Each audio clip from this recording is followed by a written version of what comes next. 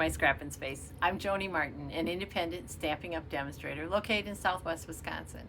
And I'm here today to share a Valentine that uses some really pretty paper that's available as one of our celebration items. Let's get my face out of the way and let's do some creating.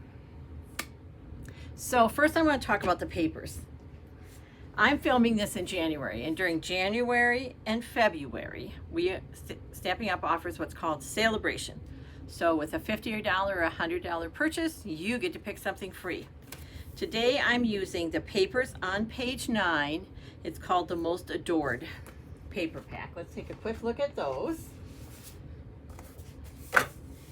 So this is one that has kind of floating hearts, and I have a video up on my YouTube channel that shows how to cut it and how I used it for a card, and I will link that in the comments below. This is a pretty gold marble, and all the papers have some gold on one side. This is like a brush stroke. These are beautiful papers. Weddings, certainly Valentine's, but graduation, other things to celebrate. Lots of reasons to throw a little gold in. This one has pretty small flowers. This has a plaid. It's actually the one we're using today. When a paper has a plaid in, it's hard for me not to use it. I just love plaids. And then these really pretty larger flowers. So let's look at the other side of this paper pack. Look at this plaid. This is the one we're using today too. And this I think is my favorite plaid. I just think it's really versatile. Some pretty little Flirty Flamingo hearts, a Flirty Flamingo marble. These are a heart. It's a little hard to see with my lighting, I apologize, but there's a really light white heart on that Flirty Flamingo. And these are easy to see. These are tiny white hearts on the real red. The other product I used today for these hearts was the die that is in the Adoring Hearts hybrid folder. So there's an embossing folder and a die, and in the same video that I'm going to link that shows how I use that paper, I demonstrated how to use these dies, so you can emboss and cut at the same time. But for this one I just cut, but this is what I love about them. If you put a 6x6 piece of paper in there, you can cut 6 hearts at one time. That to me was like game changer. I send out a lot of Valentines. Okay, so let's talk about this card and what we're going to make. The card base is Flirty Flamingo, and then I did a mat of Flirty Flamingo also. I think it sometimes adds a little more interest, and it's sometimes easier to build on a mat.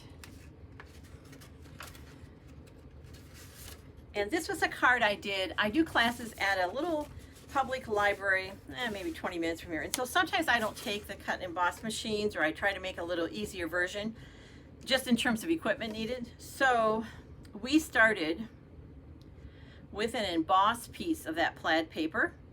It's 1 inch by 5 1/4, and we embossed them. And what I used was the Basics crosshatch embossing. I love this folder. It gives a great overall look. And the other nice thing is if you're just using a strip, these are 1 inch strips, you can emboss 4 at the same time. So the card we made here is we attached it, and then we did the hearts, which I'm going to come back and do. But I'm going to show you a different version in terms of we're going to emboss the whole piece. And let's see if we like that, what that looks like compared to this one. It's just a different way of looking at it. So I have here, get some of the stuff out of our way so we can work.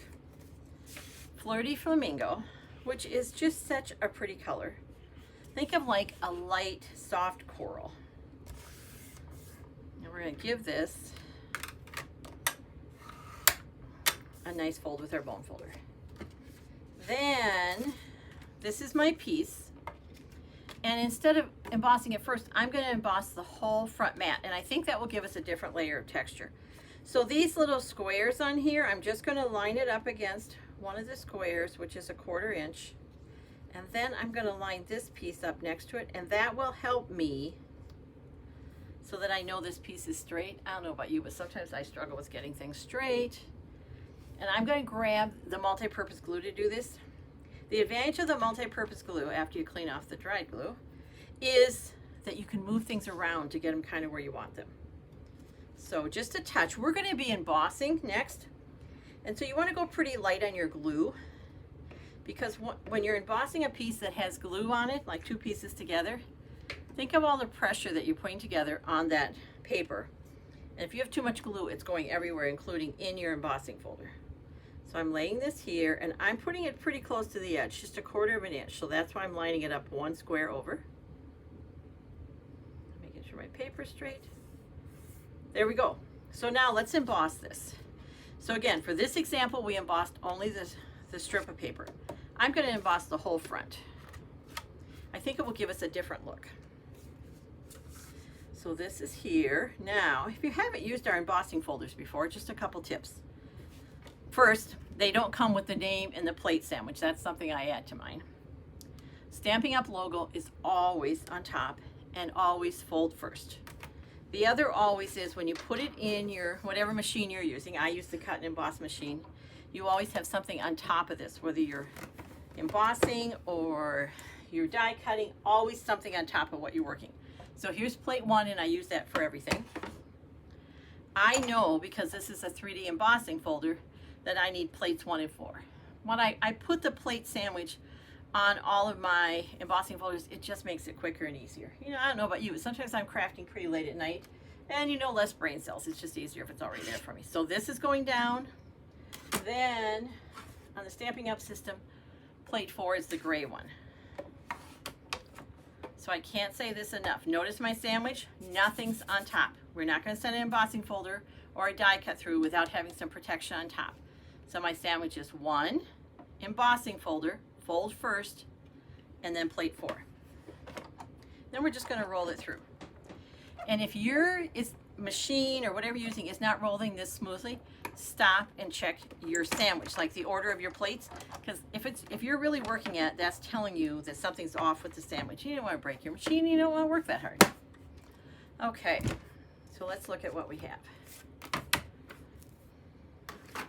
So this was the card I did at the takeaway class. It's called at the Cobb Public Library. And it's a great card, but I wasn't taking machines. We wouldn't have time for everybody to line up and do machines. So this piece was already embossed for them. But this time, I embossed the whole front. I like that look. So then we're just going to attach it to here.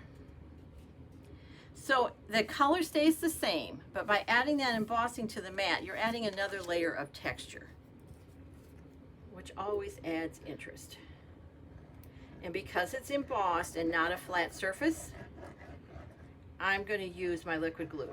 If I was attaching a flat piece of paper to another flat, I honestly usually use the tape runner, but this goes here, and we're just going to kind of center it. Okay, now remember those hearts I talked about when I could cut out 9 at a time? So I could cut out enough for 3 cards with 1 roll through the machine. Let's see where I put them. Here's some. So I'm just lining them up here. Now you don't have to go in a row. They could go however you want. I think though I'm going to do a straight row, but what I'm doing is I'm going to use dimensionals on the middle one, just again to add some interest. And dimensionals are like, think of foam that's sticky on both sides. When I'm gluing 3 of anything or a row of anything, I always do the center one first and work my way out, rather than start at the top or the bottom. Because what that does is, if I start at the top or the bottom, I may get to the end and they're not centered.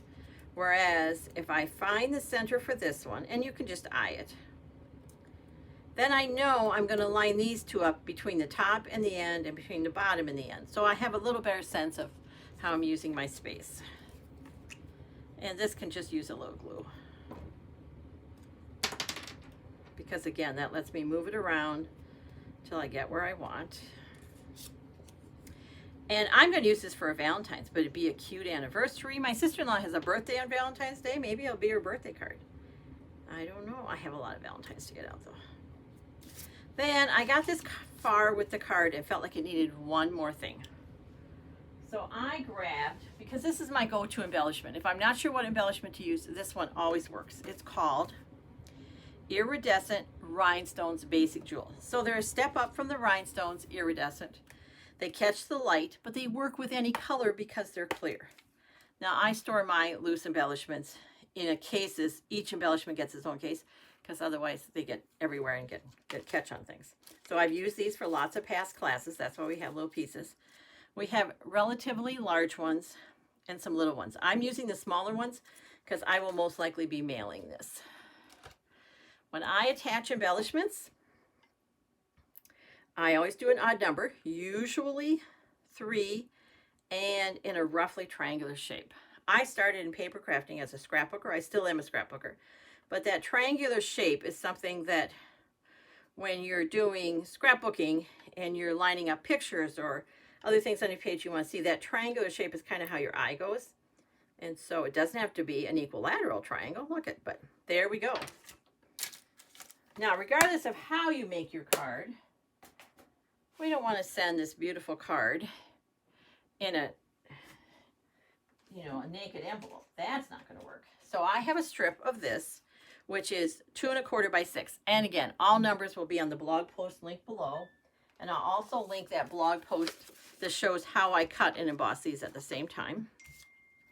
And so here's what we're going to do. We're going to put a little bit of glue on the envelope flap. I'm not putting it on my paper because my paper is bigger than my envelope flap, and then I'm going to have glue where I don't want it. Does that ever happen to you?